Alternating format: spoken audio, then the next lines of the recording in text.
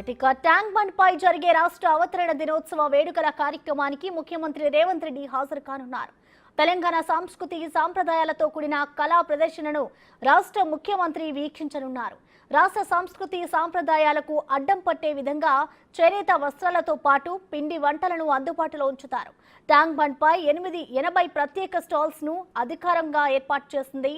ఇక దీనిపై మరిన్ని వివరాలు మా ప్రతినిధి రామ్ ప్రసాద్ అందిస్తారు.